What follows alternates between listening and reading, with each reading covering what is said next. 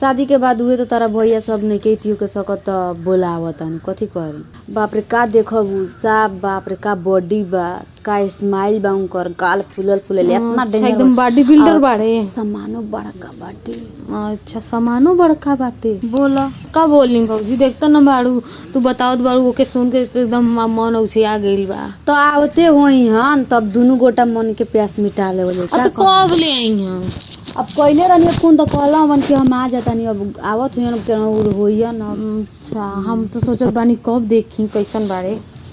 बाप रे का देखबू साफ, बाप रे का बॉडी बा, का स्माइल बा, उनकर गाल फूलल फूलल इतना डेंजर एकदम बॉडी बिल्डर बाड़े। सामानो बड़का बाटे। अच्छा सामानो बड़का बाटे। हाँ सचो के मतलब करैले बाड़ू तो हमारे यार हत ना। अच्छा यार है न तोहार। तो कितना बार करैले बाड़ू? कुंवार में बहुत आ शादी के बाद कई बार भइल रहे? शादी के बाद हुए तो तारा भैया सब नहीं कहती के सकत बोलावतानी कथी करी। तोहरो खरी में मुसहर से ढंगवा दे। अच्छा आ फोन कैलू भौजी?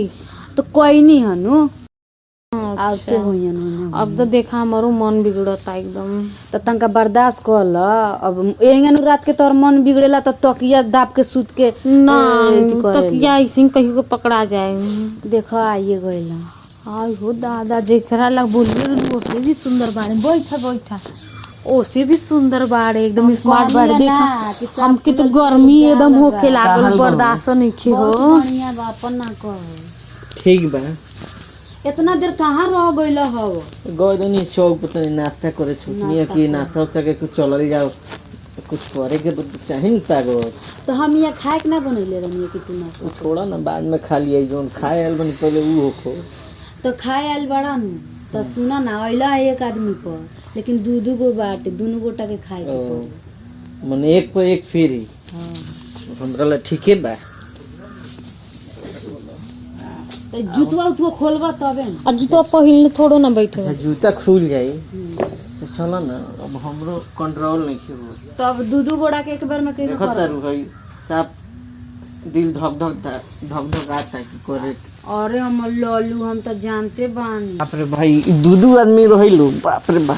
ए का माने कंट्रोल तो नहीं हो। आ तो नहीं खियो तब न दू गोड़ा चढ़ल बाड़ी। बड़ी दिन से तो बर्दाश्त करत रहनी। आव हमहू तो खोजते बानी।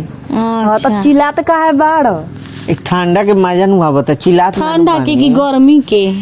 उहे तो उहे कैसे ठंडा गर्मी में मतलब इतना देर में ठंडा गिला। तो तू कुछ करबू लगन तब नु गर्मी आई तनी देर और होखो। अच्छा बाप रे कितना मजा आवता।